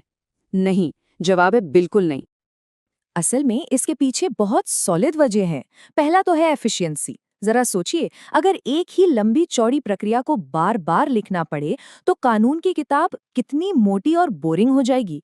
दूसरा कारण है कंसिस्टेंसी, यानी एकरूपता। इससे ये पक्का होता है कि अलग अलग सिचुएशन में भी प्रोसेस एक जैसा और निष्पक्ष रहे। और तीसरा, ये नियमों का एक मजबूत लॉजिकल जाल बनाता है जहां सब कुछ एक दूसरे से जुड़ा होता है। तो आज की इस पूरी बातचीत से क्या सीखा हमने? अगली बार जब कोई ऐसा ही मुश्किल कानूनी वाक्य सामने आए तो घबराना नहीं है। सबसे पहले लागू होंगे या के उपबंध जैसे जोड़ने वाले शब्दों को ढूंढना है। फिर उस लंबे वाक्य को छोटे छोटे हिस्सों में तोड़ना है। और सबसे जरूरी बात ये याद रखना है कि कानून एक इंटरकनेक्टेड सिस्टम है, एक पहेली की तरह, जिसके सारे टुकड़े मिलकर ही पूरी तस्वीर बनाते हैं। और यह हमें एक बहुत बड़े सवाल पर लाकर छोड़ देता है। सोचिए, अगर सिर्फ एक वाक्य में इतनी जानकारी, इतने छिपे हुए निर्देश हो सकते हैं, तो हमारे पूरी कानूनी कोड में और कितनी गहरी और पेचीदा बातें छिपी होंगी जो बस किसी के खोजने का इंतजार कर रही हैं। नमस्कार। सोचिए, आपके दरवाजे पर एक दस्तक होती है और बाहर पुलिस खड़ी है। ऐसे में नए भारतीय नागरिक सुरक्षा संहिता यानी BNSS के तहत उनके और आपके अधिकार क्या हैं? आज हम इसी कानूनी फ्रेमवर्क को समझने वाले हैं जो ये तय करता है कि कोई भी लॉ एनफोर्समेंट एजेंसी किसी बंद जगह की तलाशी कैसे कर सकती है। तो आज की इस चर्चा में हम 6 जरूरी हिस्सों पर बात करेंगे। सबसे पहले इस नए कोड को समझेंगे, फिर देखेंगे कि दरवाजे पर दस्तक के वक्त क्या होता है, तलाशी के दौरान गवाहों की क्या भूमिका है, जरूरी कागजी कार्रवाई क्या होती है, और अगर कोई गवाह बनने से मना कर दे तो क्या होता है, और आखिर में सबसे जरूरी बात, हमारे अधिकार क्या हैं। तो चलिए सबसे पहले बात करते हैं इस नए कोड की। ये समझना जरूरी है कि ये सारे नियम कायदे बनाए ही क्यों गए हैं। इन्हें असल में सरकार की शक्ति और एक आम नागरिक के मौलिक अधिकारों के बीच एक बहुत ही नाजुक संतुलन साधने के लिए डिजाइन किया गया है। तो सबसे बड़ा सवाल यही उठता है कि जब पुलिस इस नए कानून के तहत किसी घर की तलाशी लेने आती है तो असल में होता क्या है। ये एक ऐसा सवाल है जिसका जवाब हम सभी को पता होना चाहिए। चलिए अब समझते हैं उस पहले और सबसे क्रिटिकल मोमेंट को, यानी दरवाजे पर दस्तक। किसी को घर के अंदर तलाशी की इजाजत देने से पहले कानूनी तौर पर क्या क्या होना चाहिए, इसके नियम क्या हैं? तो ये पूरी प्रक्रिया 3 स्टेप्स में होती है। सबसे पहला, जो ऑफिसर वारंट लेकर आए हैं वो अंदर आने के लिए ऑफिशियली डिमांड करेंगे। दूसरा, और ये बहुत बहुत जरूरी है, उन्हें वो कानूनी वारंट दिखाना होगा जिसके आधार पर वो तलाशी लेना चाहते हैं। और आखिर में तीसरा स्टेप, उस जगह के जो भी इंचार्ज हैं उन्हें बिना रुकावट के अंदर आने देना होगा। लेकिन मान लीजिए कोई अंदर आने से मना कर दे, तब क्या? वेल, कानून में इसके लिए भी रास्ता है। अगर उन्हें अंदर आने नहीं दिया जाता है तो अधिकारियों के पास सेक्शन 44(2) के तहत जरूरी कार्रवाई करके एक्सेस लेने का अधिकार होता है। अब तलाशी का मतलब सिर्फ पुलिस और घर में रहने वाले के बीच का मामला नहीं है। इस पूरी प्रक्रिया में पारदर्शिता और निष्पक्षता बनाए रखने के लिए एक तीसरा और बहुत ही जरूरी पहलू भी है, और वो है स्वतंत्र गवाह। कानून साफ कहता है कि ऑफिसर को उस इलाके के 2 या उससे ज्यादा स्वतंत्र और सम्मानित लोगों को तलाशी का गवाह बनने के लिए बुलाना होगा। ये सिर्फ एक फॉर्मेलिटी नहीं है, बल्कि ये इस पूरी प्रक्रिया को निष्पक्ष रखने के लिए एक जरूरी सेफ्टी गार्ड है। अच्छा, अब अगर किसी व्यक्ति पर शक है कि उसने कोई चीज छिपाई है तो उसकी तलाशी ली जा सकती है, लेकिन जब बात एक महिला की तलाशी की आती है तो यहाँ कानून बहुत ही सख्त और साफ है। एक महिला की तलाशी सिर्फ एक दूसरी महिला ही ले सकती है, और वो भी पूरी शालीनता का ध्यान रखते हुए। सिर्फ गवाह ही नहीं, एक और चीज है जो इस पूरी प्रक्रिया को पारदर्शी बनाती है, और वो है एक प्रॉपर पेपर ट्रेल, मतलब हर चीज का लिखित रिकॉर्ड होना। ये कागजी कार्रवाई इस बात का सबूत है कि तलाशी के दौरान क्या क्या हुआ। पहला जरूरी कागज है डिस्क्लोजर महाजर। इसे आप ऐसे समझिए कि ये क्राइम सीन की एक लिखित फोटो है। इसमें जांच अधिकारी ने जो कुछ भी देखा, जैसी भी हालत में देखा, वो सब लिखा होता है और इस पर गवाहों के साइन होते हैं। अगला है रिकवरी महाजर। नाम से ही पता चल रहा है ना, ये दस्तावेज तब तैयार होता है जब क्राइम सीन से कोई खास चीज जैसे कोई हथियार या कोई और जरूरी सामान बरामद किया जाता है। तो इन सारे दस्तावेजों का मकसद क्या है? मकसद ये है कि जो भी चीज जब्त की गई है उसका पूरा हिसाब किताब हो। अधिकारी को एक पूरी लिस्ट बनानी होती है कि क्या क्या सामान मिला, वो कहाँ मिला, और इस लिस्ट पर गवाहों के दस्तखत होना बेहद जरूरी है। और यहाँ कानून घर में रहने वाले के अधिकारों का भी पूरा ध्यान रखता है। देखिए, BNSS का सेक्शन 103(6) साफ साफ कहता है कि गवाहों के दस्तखत वाली इस लिस्ट की एक कॉपी घर के मालिक या इंचार्ज को दी जाएगी। तो आसान भाषा में ये जो साइंड कॉपी है ये आपके लिए एक पक्की रसीद है। ये एक ऑफिशियल रिकॉर्ड है कि आपके घर से क्या क्या सामान लिया गया है, जो कि एक बहुत बड़ी सुरक्षा है। लेकिन एक सवाल ये भी है कि अगर कोई गवाह बनने से ही मना कर दे तो? वेल, कानून ने इसके बारे में भी सोचा है। इसमें एक नागरिक की ड्यूटी क्या है और मना करने पर क्या हो सकता है, दोनों बातें शामिल हैं। कानून ये एकदम साफ करता है कि अगर किसी को लिखित ऑर्डर देकर गवाह बनने के लिए बुलाया जाता है तो ये उसकी कानूनी जिम्मेदारी है कि वो वहां मौजूद रहे और तलाशी का गवाह बने। और इस जिम्मेदारी को हल्के में नहीं लिया जा सकता। अगर कोई बिना किसी जायज़ वजह के गवाह बनने से मना करता है तो इसे भारतीय न्याय संहिता 2023 के सेक्शन 222 के तहत एक अपराध माना जाता है। तो चलिए, अब तक हमने जो भी समझा उसे समेटते हैं और बात करते हैं सबसे जरूरी हिस्से की, यानी कि एक निवासी होने के नाते हमारे अधिकार क्या हैं। तो कुछ जरूरी बातें जो हमेशा ध्यान में रखनी चाहिए। आपको सर्च वारंट देखने का पूरा हक है। तलाशी के दौरान आप वहां मौजूद रह सकते हैं। स्वतंत्र गवाहों की मौजूदगी जरूरी है। और हां, जो भी सामान जब्त हुआ है उसकी साइंड लिस्ट लेना बिल्कुल ना भूलें। इसके अलावा महिलाओं की तलाशी के लिए जो खास नियम हैं और किसी भी व्यक्ति की तलाशी के बाद उसे जब्त सामान की लिस्ट पाने का अधिकार, ये सब याद रखना जरूरी है। और आखिर में एक सवाल मैं आपके सोचने के लिए छोड़ रहा हूं। ये जो पूरा कानूनी ढांचा हमने समझा, क्या ये वाकई जांच की जरूरतों और एक आम इंसान की निजी आज़ादी के बीच सही तालमेल बिठा पाता है? ये एक बहुत बड़ा सवाल है जिसके बारे में सोचना जरूरी है। सोचिए जरा, पुलिस को किसी बड़े केस में सैकड़ों किलोमीटर दूर एक बहुत जरूरी सुराग मिलता है, तो अब उस सुराग का क्या होगा? क्या उसे वापस उसी शहर लाया जाएगा जहां से केस की जांच शुरू हुई थी, या फिर उसे वहीं पास की किसी अदालत में पेश कर दिया जाएगा? भारत का जो नया कानून है वो इस उलझन को कैसे सुलझाता है, आइए इसी को समझते हैं। अच्छा, इसको ना एक उदाहरण से समझते हैं। मान लीजिए मुंबई की एक अदालत ने एक हाई प्रोफाइल केस में सर्च वारंट जारी किया। पुलिस की टीम उस वारंट को लेकर 1500 किलोमीटर दूर कोलकाता पहुंचती है और वहां उन्हें केस का सबसे बड़ा सबूत हाथ लग जाता है। तो असली सवाल यहीं से शुरू होता है, उस सबूत का क्या होगा? क्या पुलिस टीम को उसे लेकर वापस मुंबई जाना पड़ेगा? देखिए, बात यह है कि भारत में किसी भी अदालत का सर्च वारंट पूरे देश में लागू होता है। मतलब मुंबई की अदालत का आदेश कलकत्ता में भी उतना ही पावरफुल है। पर यहीं पर एक बड़ी लॉजिस्टिकल प्रॉब्लम सामने आती है। जब सबूत मिल जाएं तो उसे आखिर किस अदालत के सामने पेश किया जाएगा? क्या उसे हजारों किलोमीटर की यात्रा कराकर वापस लाना होगा? और इसी बड़ी उलझन को सुलझाने के लिए हमारे नए कानून में एक बहुत ही साफ और सीधा सा नियम बनाया गया है। इसका जवाब दिया गया है भारतीय नागरिक सुरक्षा संहिता 2023 की धारा 104 में। तो चलिए देखते हैं कि ये कानून आखिर काम कैसे करता है। असल में ये पूरा का पूरा नियम एक बहुत ही सिंपल सी बात पर आधारित है, सबूत वाली जगह से ज्यादा नजदीक क्या है। अच्छा, आगे बढ़ने से पहले एक बहुत जरूरी टर्म समझ लेते हैं, स्थानीय अधिकार क्षेत्र यानी लोकल जुरिस्डिक्शन। इसे आप किसी भी अदालत का एक तरह से आधिकारिक इलाका या होम ग्राउंड समझ सकते हैं, जहां उसके फैसले और आदेश सीधे तौर पर लागू होते हैं। तो ये जो धारा 104 है ना, ये पुलिस के लिए काम को एकदम सीधा कर देती है। उन्हें बस एक चीज देखनी है कि सबूत वाली जगह से कौन सी अदालत ज्यादा पास है, वो अदालत जिसने वारंट जारी किया या फिर कोई स्थानीय अदालत।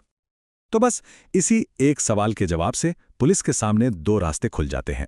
पहला रास्ता है कि सबूत को सीधा उसके होम कोर्ट यानी वारंट जारी करने वाली अदालत में ले जाया जाए, और दूसरा रास्ता है कि उसे वहीं पास के सबसे नजदीकी मजिस्ट्रेट के पास पेश किया जाए।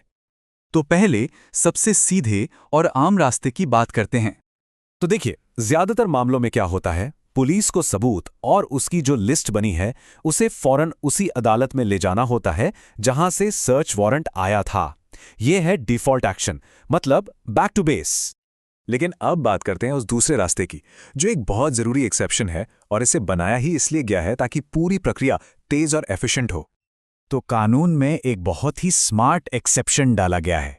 अगर सबूत मिलने की जगह वारंट जारी करने वाले होम कोर्ट से तो बहुत दूर है, लेकिन पास में ही कोई दूसरा मजिस्ट्रेट है, तो पुलिस को सबूत सीधे उस नज़दीकी मजिस्ट्रेट के पास ले जाना होगा। और इसके पीछे का लॉजिक बहुत सिंपल है कि सबूत को जल्द से जल्द किसी जज की निगरानी में लाया जाए। तो इस सिचुएशन में होता क्या है?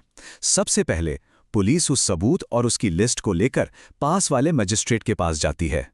फिर वो मजिस्ट्रेट उन सभी चीज़ों को चेक करते हैं और ये पक्का करते हैं कि सब कुछ कानून के हिसाब से हुआ है। और जब उन्हें लगता है कि सब ठीक है, तो वो एक आधिकारिक आदेश जारी करते हैं। इस आदेश के बाद ही पुलिस उस सबूत को उसके असली होम कोर्ट ले जा सकती है। मतलब ये एक तरह का जरूरी चेक पॉइंट है। तो अब जरा रुककर ये सोचते हैं कि कानून का ये छोटा सा लगने वाला नियम असल में इतना जरूरी क्यों है। तो इस छोटे से नियम के फायदे क्या हैं? देखिए, सबसे पहले तो ये कीमती वक्त और सरकारी पैसा दोनों बचाता है। सोचिए, पुलिस को हजारों किलोमीटर का सफर नहीं करना पड़ता। दूसरा, सबूत की सेफ्टी बढ़ जाती है। जितनी जल्दी सबूत किसी जज के सामने आएगा, उसके साथ छेड़छाड़ की गुंजाइश उतनी ही कम होगी। ये पूरे जस्टिस सिस्टम को तेज बनाता है। और सबसे जरूरी बात, ये पूरे देश की पुलिस के लिए एक जैसा साफ नियम तय करता है। तो असल में बात यह है कि ये सिर्फ एक और नियम नहीं है, बल्कि ये न्याय व्यवस्था की उस बड़ी मशीनरी का एक जरूरी पुर्जा है। ये पक्का करता है कि पूरा सिस्टम सही ढंग से और बिना किसी भेदभाव के काम करे, चाहे सबूत देश के किसी भी कोने में क्यों ना मिले। और ये सब हमें एक बड़े सवाल पर लाकर छोड़ देता है कि कैसे इस तरह के हजारों छोटे छोटे और लॉजिकल नियम मिलकर एक पूरे देश की न्याय प्रणाली की नींव और उसकी रीढ़ की हड्डी बनते हैं। नमस्कार। चलिए आज बात करते हैं एक ऐसे कानूनी बदलाव की जिसका सीधा ताल्लुक हर नागरिक के अधिकार और पुलिस की जवाबदेही से है। ये एक ऐसा बदलाव है जो भारत में पुलिस की तलाशी और जब्ती के पूरे तरीके को हमेशा के लिए बदल सकता है। जरा एक पल के लिए सोचिए, क्या हो अगर पुलिस जब भी कोई तलाशी ले तो उसकी पूरी कार्रवाई को कैमरे में रिकॉर्ड करना जरूरी हो जाए, अकाउंटेबिलिटी के लिए। यही एक सवाल उस नए कानून के दिल में है जिसे हम आज समझने वाले हैं। ये एक बहुत बड़ा कदम है पारदर्शिता की ओर। तो ये सिर्फ एक और कानून नहीं है, बल्कि इसे जवाबदेही के एक नए दौर की शुरुआत कह सकते हैं। आइए देखते हैं कि ये बदलाव कैसे पूरी प्रक्रिया में पारदर्शिता लाने और उसे ज्यादा निष्पक्ष बनाने का वादा करता है। अब देखिए, पुलिस की तलाशी ये तो कानून व्यवस्था का एक बहुत ही जरूरी हिस्सा है ना? लेकिन इसमें निष्पक्षता बनाए रखना हमेशा से एक बड़ी चुनौती रही है। सोचिए, अगर किसी तलाशी का कोई ऑब्जेक्टिव रिकॉर्ड, मतलब कोई वीडियो सबूत ही ना हो, तो ये साबित करना कितना मुश्किल हो जाता है कि प्रक्रिया सही थी या नहीं। दशकों से यही होता आया है और इसी वजह से अक्सर विवाद भी होते थे। तो ये समझने के लिए कि ये नया बदलाव कितना बड़ा है, पहले ये देखना होगा कि अब तक होता क्या था। यानी 2023 से पहले कानून क्या कहता था।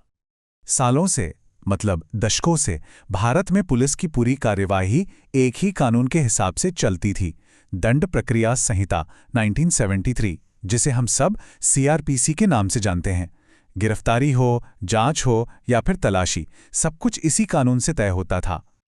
और पुरानी CRPC कानून की सबसे खास बात, या यूं कहें कि सबसे बड़ी कमी ये थी कि इसमें तलाशी की ऑडियो वीडियो रिकॉर्डिंग के लिए कोई भी अनिवार्य नियम नहीं था। मतलब रिकॉर्डिंग करना या ना करना ये पूरी तरह से पुलिस अधिकारियों की मर्जी पर था।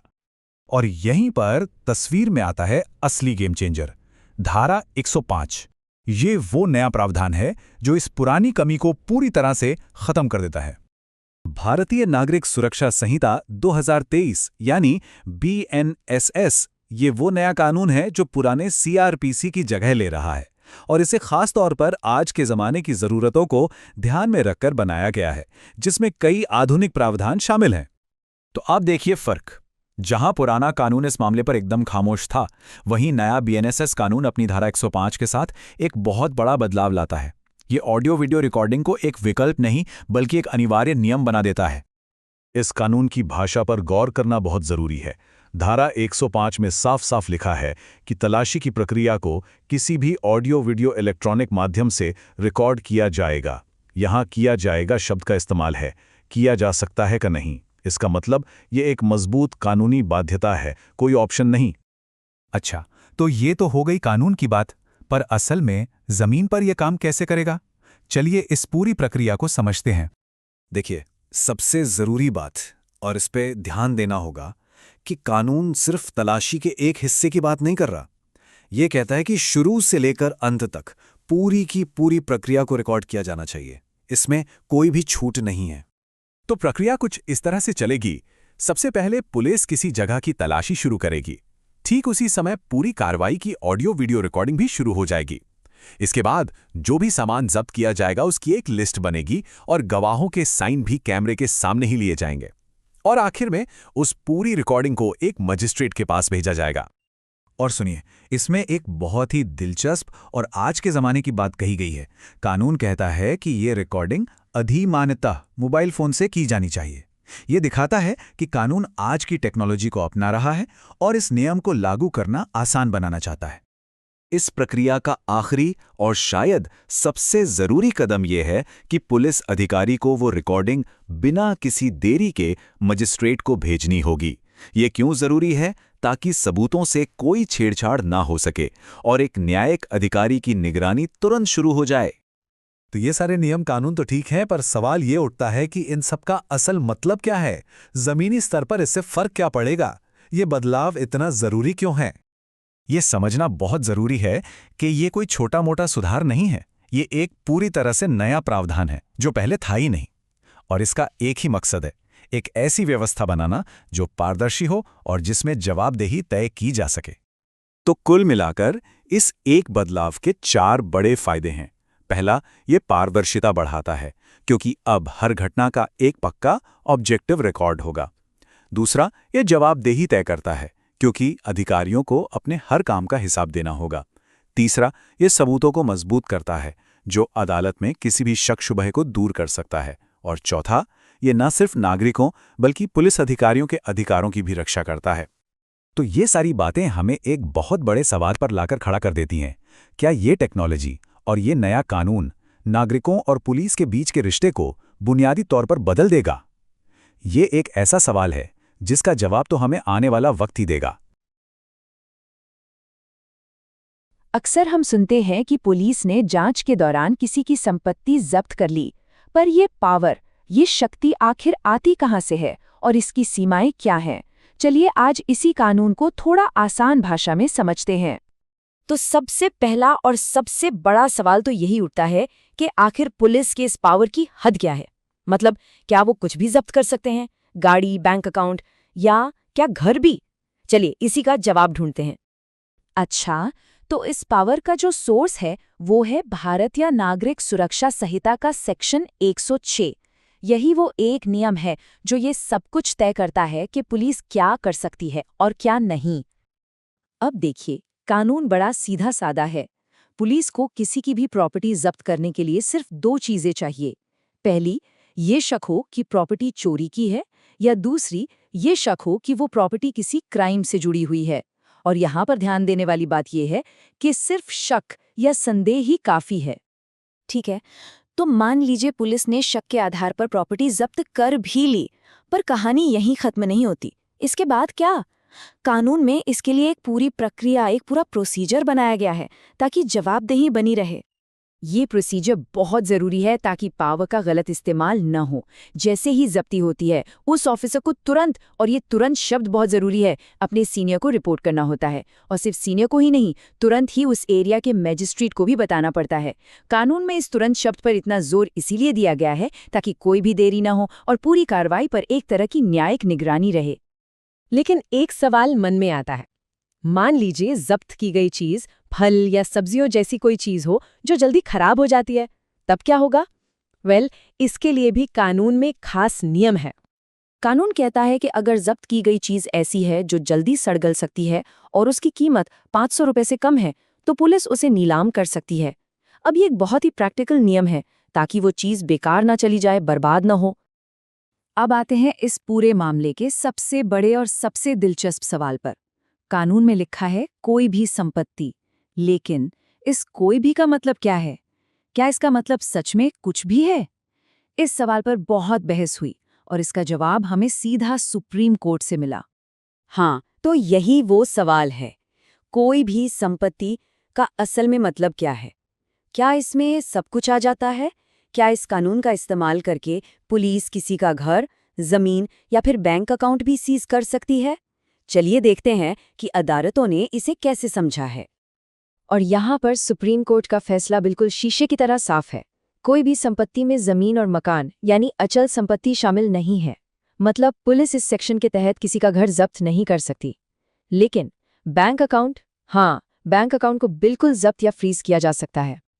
कोर्ट ने इसके पीछे एक बहुत मजबूत वजह भी बताई। कोर्ट का कहना था कि सोचिए, अगर पुलिस को यूं ही घर और जमीन जब्त करने की खुली छूट दे दी जाए तो इससे समाज में एक अराजक स्थिति पैदा हो सकती है। मतलब एक तरह का केओस फैल सकता है।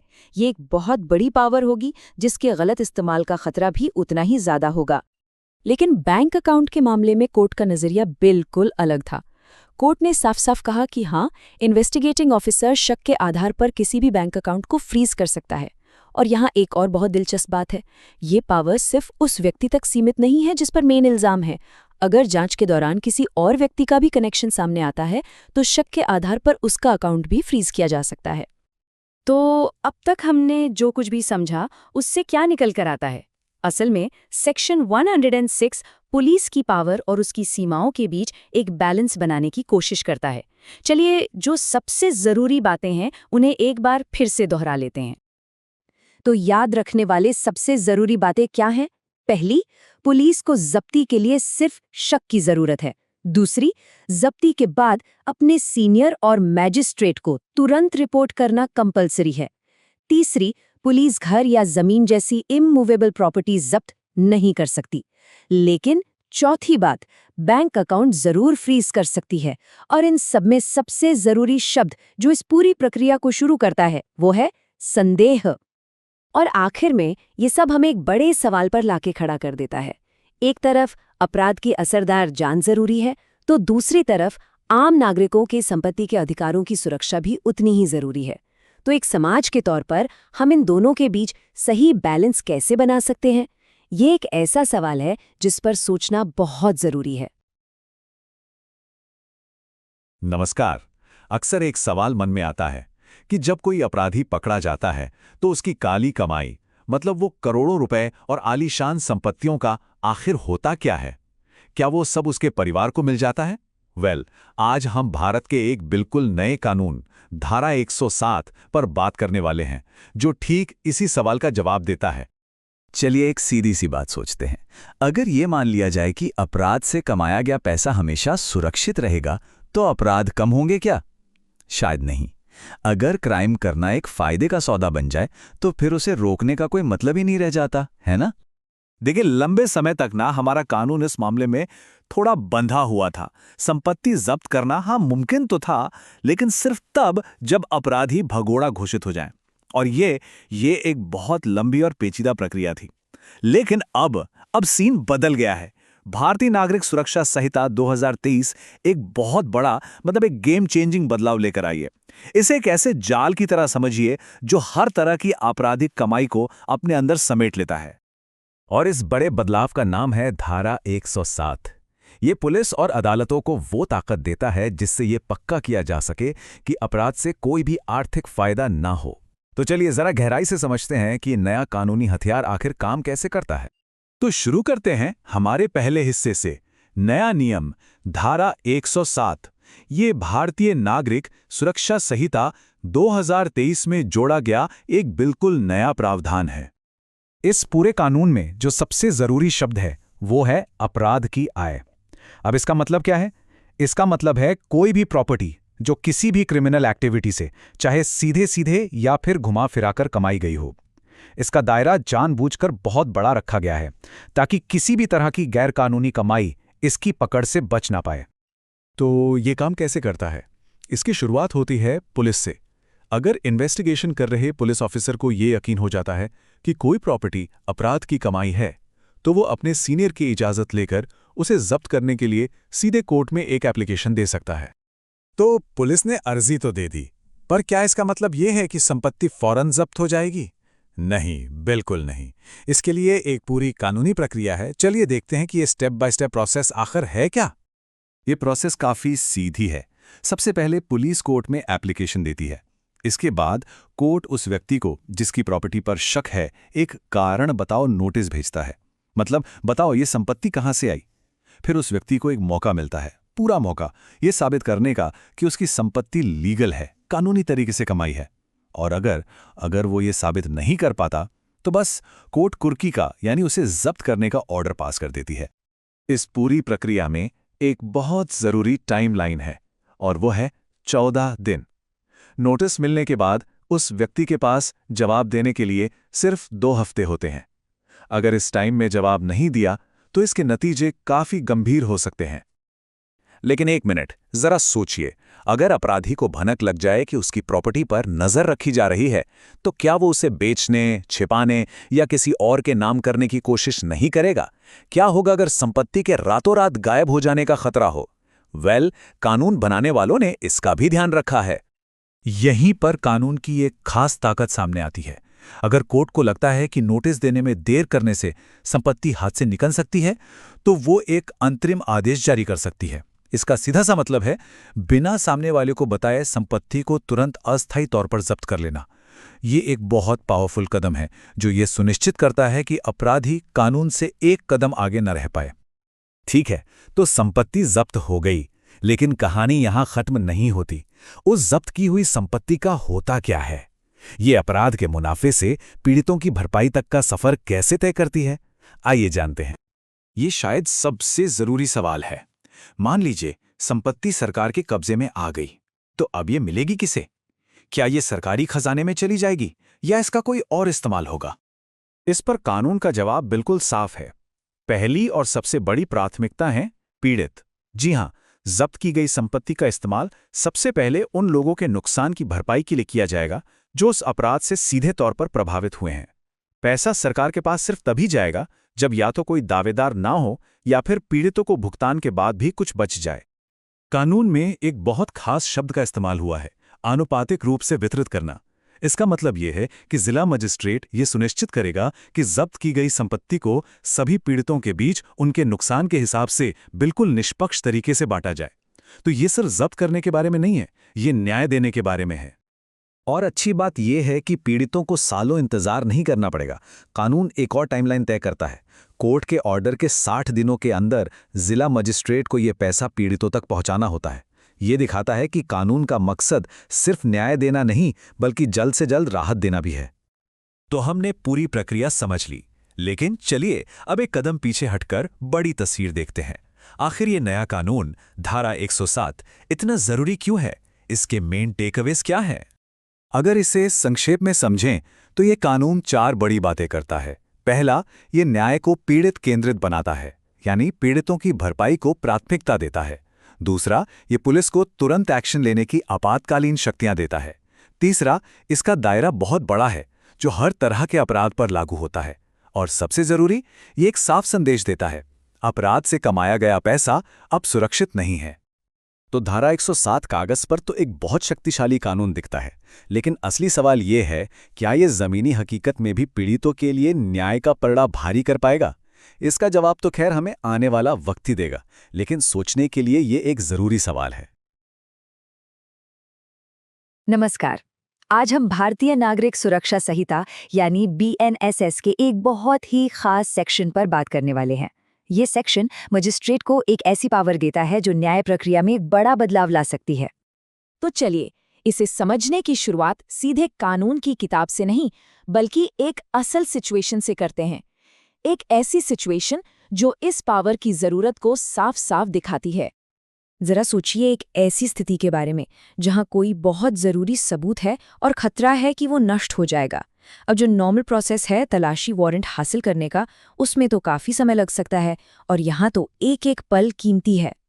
तो सवाल ये उठता है कि ये कैसे हुआ? आखिर वो कौन सी कानूनी शक्ति है जो एक मजिस्ट्रेट को इस तरह सीधे मौके पर जाकर तुरंत एक्शन लेने की इजाजत देती है? तो इसका जवाब हमें मिलता है नए भारतीय नागरिक सुरक्षा संहिता 2023 के एक ही लेकिन बहुत मजबूत सेक्शन में।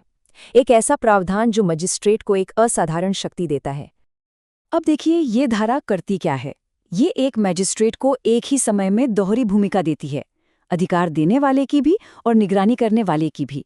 मतलब वो सिर्फ तलाशी को मंजूरी नहीं दे रहे, बल्कि अपनी देखरेख में उसे करवा भी रहे हैं। तो सबसे जरूरी बात यह है कि ये पावर हर किसी अधिकारी को नहीं दी गई है। ये सिर्फ उस मजिस्ट्रेट के लिए है जिसके पास पहले से ही उस जगह के लिए वारंट जारी करने का अधिकार है। ये एक तरह का सेफ्टी मैकेनिज्म है ताकि इस पावर का गलत इस्तेमाल न हो। तो असल में ये पावर काम कैसे करती है? चलिए इस पूरी प्रक्रिया को एकदम आसान स्टेप्स में समझते हैं।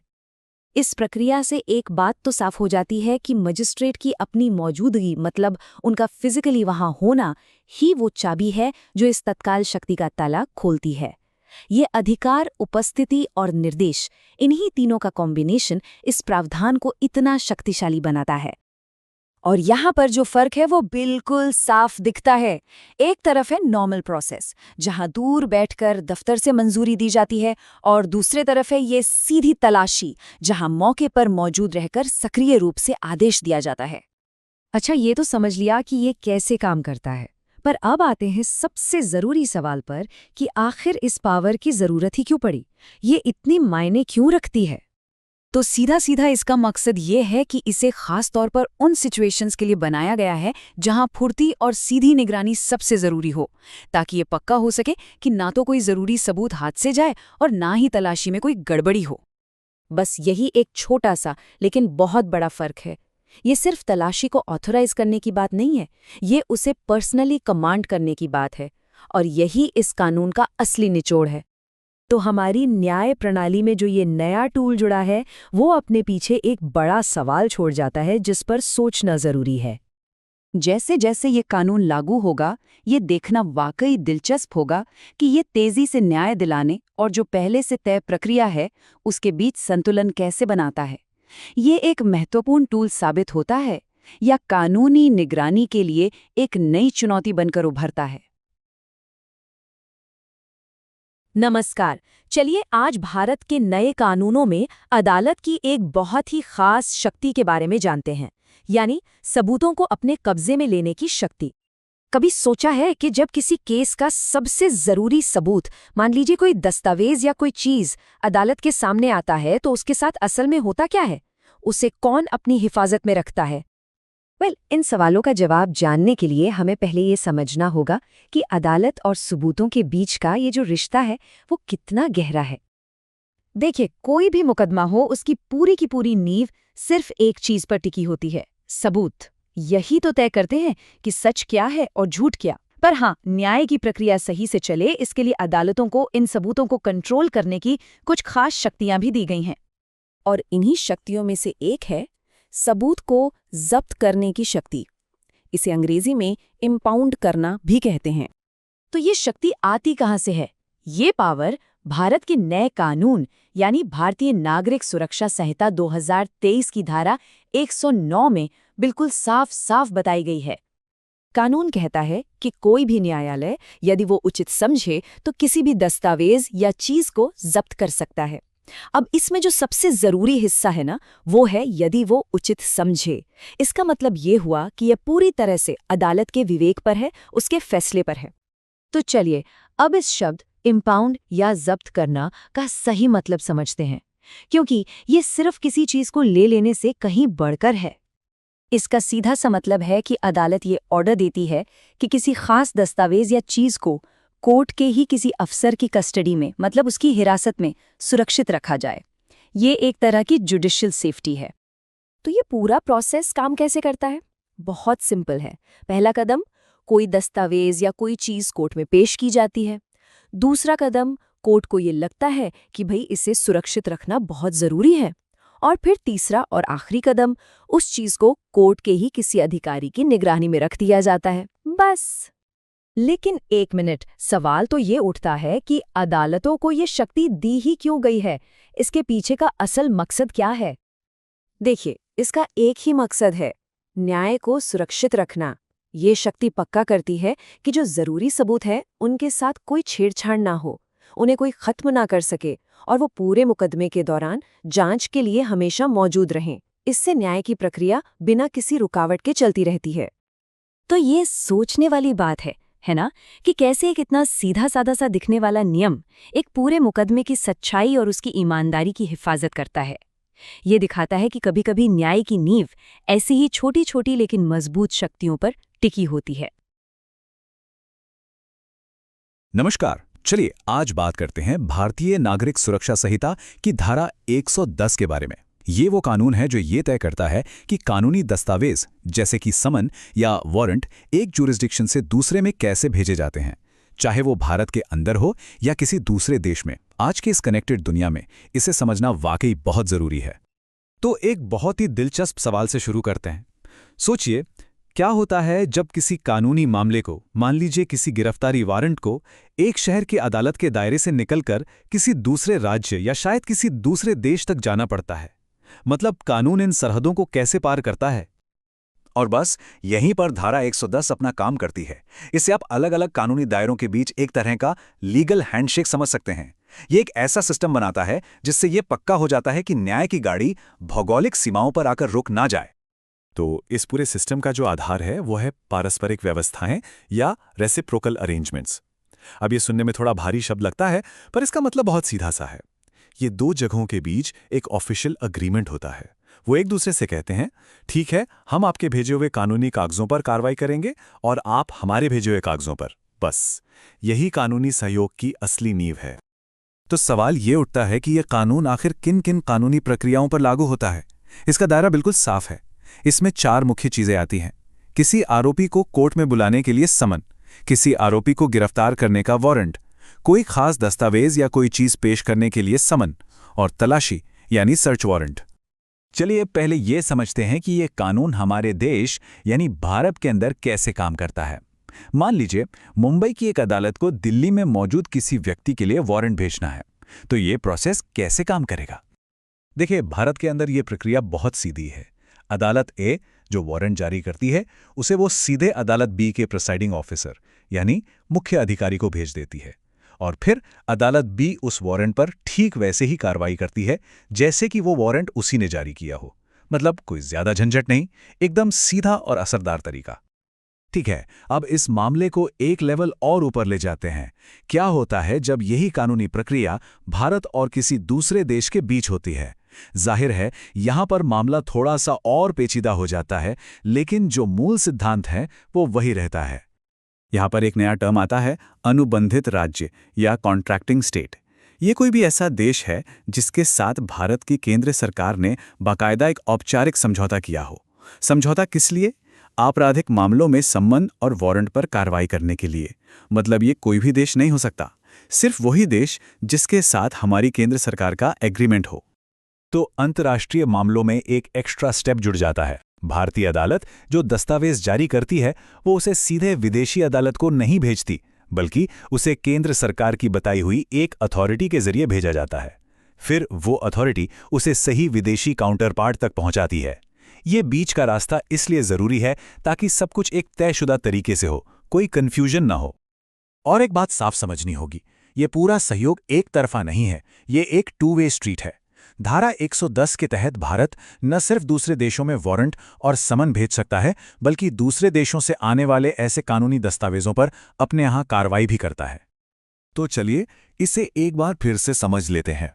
चाहे मामला भारत के अंदर एक अदालत से दूसरी अदालत का हो या किसी अनुबंधित राज्य से जुड़ा हो, मूल सिद्धांत एक ही है। जो अदालत दस्तावेज रिसीव करती है वो उस पर ऐसे कार्रवाई करती है जैसे ये उसका अपना ही मामला हो। बस एक ही बड़ा फर्क है, अंतर्राष्ट्रीय मामलों में केंद्र सरकार एक जरूरी कड़ी के तौर पर बीच में आती है। और हाँ, एक और दिलचस्प बात है, जब कोई भारतीय अदालत किसी दूसरे राज्य या किसी दूसरे देश से वारंट रिसीव करती है तो वो उस पर एक्शन लेने के लिए अपने ही देश के कानूनों का पालन करती है। यानी गिरफ्तारी और तलाशी के लिए वही नियम कायदे अपनाए जाएंगे जो हमारे घरेलू मामलों में अपनाए जाते हैं, कोई अलग नहीं। इसमें एक और खास शर्त भी है।